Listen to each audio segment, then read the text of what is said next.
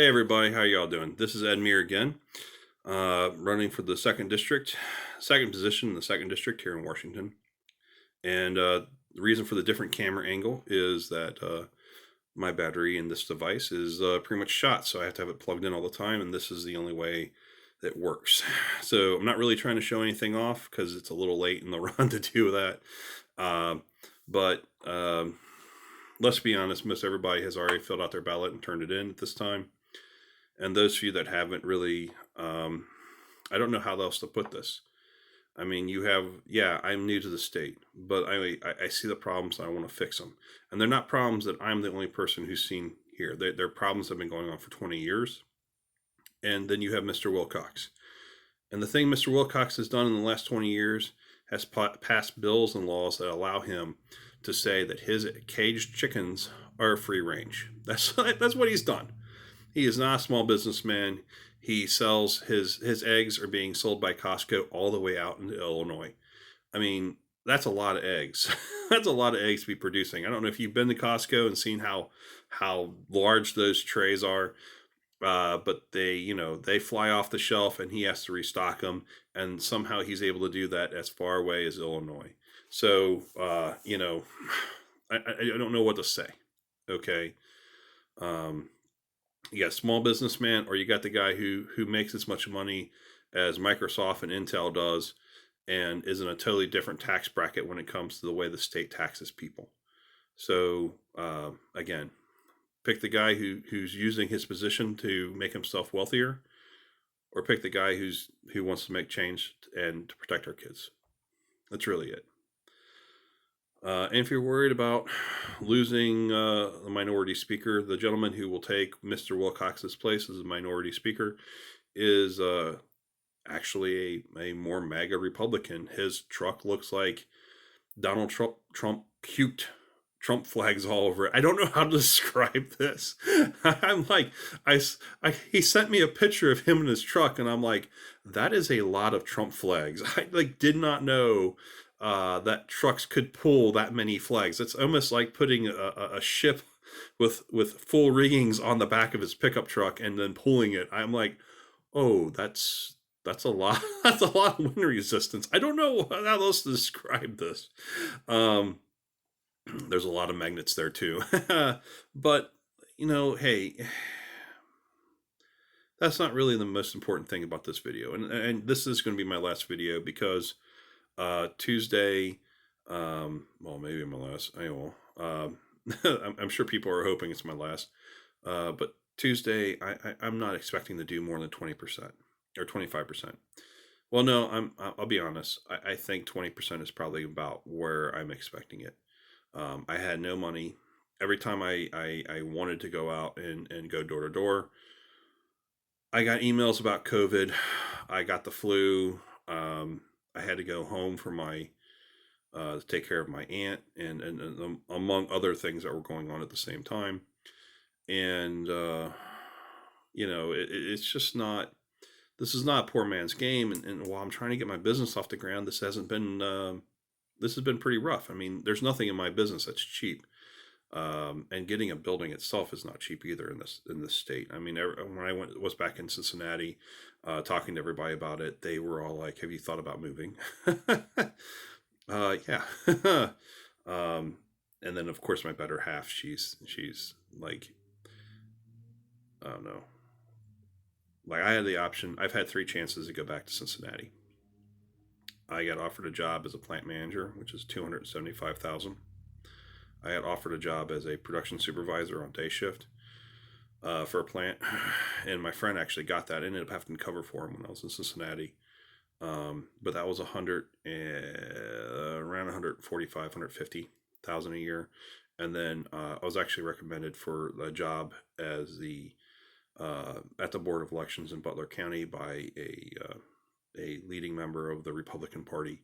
Um, you wouldn't think that she was the all powerful kingmaker in Lower Ohio, but she is, and she recommended me for a job, and I had to turn it down. And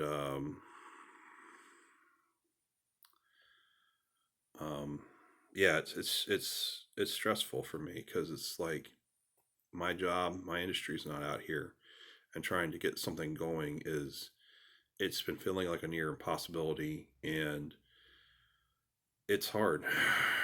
Like, this is the hardest I've had to work to get a business off the ground ever. I mean, I didn't have the problems when I was starting up basically I was forced to do the bikini company, mainly because my friend kind of sold me out, and then um, and then the girls I would wakeboard with were more aggressive than I would like to say, and I prefer not to be left in shark infested waters. All things you should look into before you start wakeboarding somewhere, by the way. Um, and then my gun company was way easier too. I mean, like, basically a friend of mine said, "Oh, you want to build these?" And took me to where the shop was. They opened the doors, and they're like, "We haven't done anything in 20 years with this." And I had to go through, clean things, get rust off stuff, talk to people who knew how to run these things, put the blueprints out. And we built prototypes, and we worked out all the problems until we got to the production prototypes. And then the only thing that really killed me was the fact that, like, while we were doing things, um, and we had everything ready to go, was the $10 million to the Class 3 licenses and stuff like that. And I ended up selling all my designs. So my first business, I sold off my customer list because that was the most valuable thing to it, and they wanted to build a company up on that. They've changed the name of the company, or I shouldn't say they changed it. They took the customer list to their company, their wing of that company, and everything. I mean, it's just. And then with the gun company, um, I sold off my designs and pretty much sold everything. The stupid thing is I didn't want to make barrels for ARs and Glocks because I think they're garbage guns. Um, and I don't think there's something that, like, when it comes to marksmanship and shooting, uh, they're there. You know, I was always happy never to have to carry an AR or an M16, or the whatever they call it now, the M4, the M16, M4, whatever designation you want to give it. I never had to carry one of those. And Glocks. While I've never owned a Glock, several of my friends have had Glocks explode on them. So yeah, yeah. There's a lot of things. So I was like, I'm not going to deal with this. Now I look back at it, and I probably would be, if I would at this time now have my Class 3 license, and I probably would be a multimillionaire if I had survived Trump's first year of his administration. But that's a whole nother story. And I made the decision I was going to be out here with my love, and I also made the decision to serve the people, and that if I got elected, I would serve. That's who I'm going to serve. Really rough. This isn't actually what I wanted to talk about in this video. But yeah, I mean, it's these 2 years have really kind of sucked for me. And the only thing, I mean, one of my friends, well, I shouldn't say friends. When I lived in Cincinnati, I met John Glenn. I know there's some people who aren't going to know who the hell I'm talking about. The rest of you who do, we're probably now too old to really care. But when John used to be my I think it was my senator, state and federal level, and he said, there's a point when you go to civilian life, and you don't know what you're doing. You don't feel like you're doing anything well. I mean, one day you're freaking hero. You're going out there, you're taking care of the bad guys, you're protecting the people. And then the next day you're like, you're yesterday's news. You're nobody. So nobody cares, and you kind of suffer through this this depression that comes in, because now you're nobody. You see a lot of celebrities deal with this because they're famous and they're like, yeah, here's your table, and then the next day it's when the next newest Chris comes out in Hollywood. I guess the joke, the term that everybody's using now. Um, you're no longer important, and that was something John was talking about. And John said, at a certain point he realized, that he was trying to figure out what to do with his life. There was depression coming in, and then people said, well, you should serve in government. And there was always this kind of thing with him where he's like, oh, should I, shouldn't I? And he ended up going into government. And, this is a guy who, he said, that's how you do it. Because if you go through this depression and you can't find what to do, you should serve other people. And by serving other people, that's where you'll find your true calling. And something else that's something that they actually talk about in the Bible. So it's kind of Jesus says to do that. You're going to feel lost. You're going to feel like things aren't working out for you.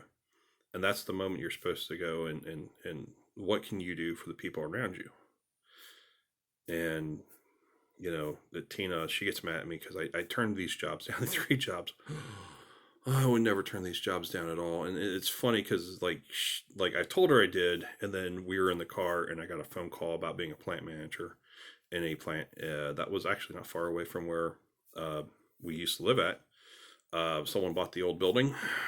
There's a whole long story to it, but someone bought the building and they're going to put a new print company in there and they want someone to run it. My name was on the list of people who could run a company like that and run it profitably, and knew the industry enough to at least get this off the ground and get someone making some money.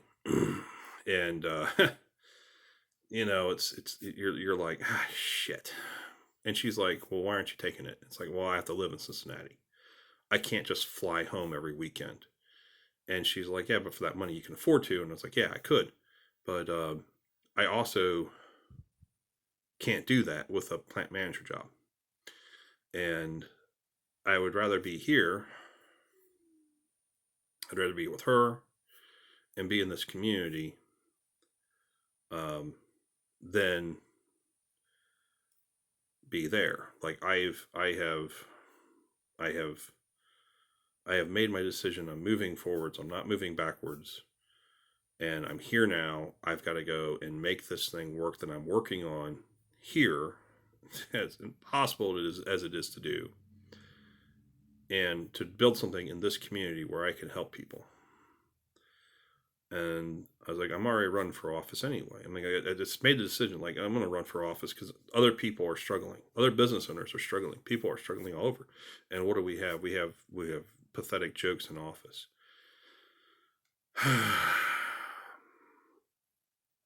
Like that hat, it's my Cincinnati Reds hat. I used to wear that all the time. And since we moved here, I just hung it up on the uniform because those are 2 things I'll never wear again. I mean, I might wear that hat again. I got to lose a little bit of weight. But I think it's the symbolic thing to it. I'm not going to wear that uniform again. That time is gone. I'm not going to wear that hat again because that time's gone.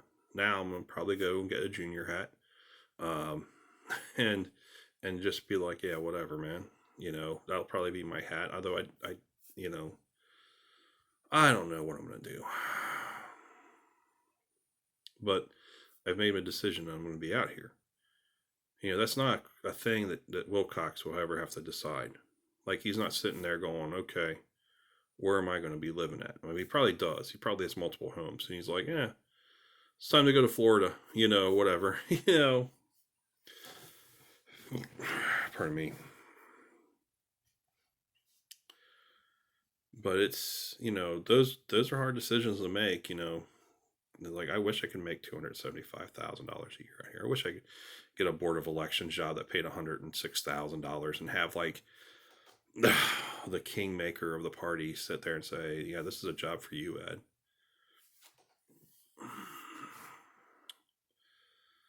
I mean, it's just like, I didn't even think she liked me that much. And then she's like, yeah, He should have this job.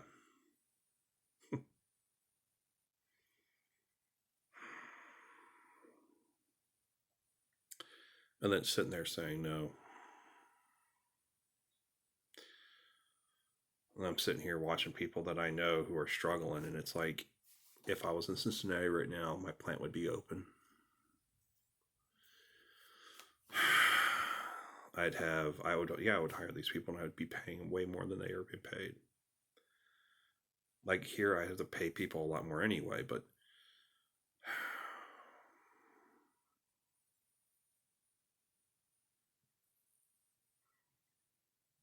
I'm here. You gotta move forwards. People here are hurting.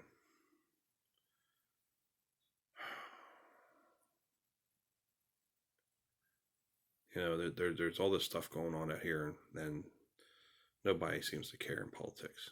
Out here, their politicians they're all talking out their asses.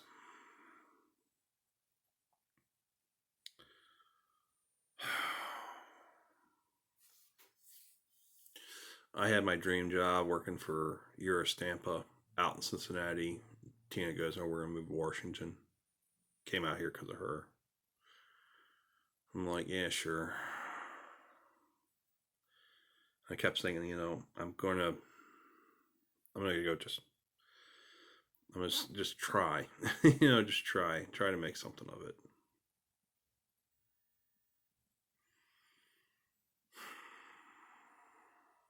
I honestly never thought I'd get offered a job I hoped for a job as a production supervisor or plant manager.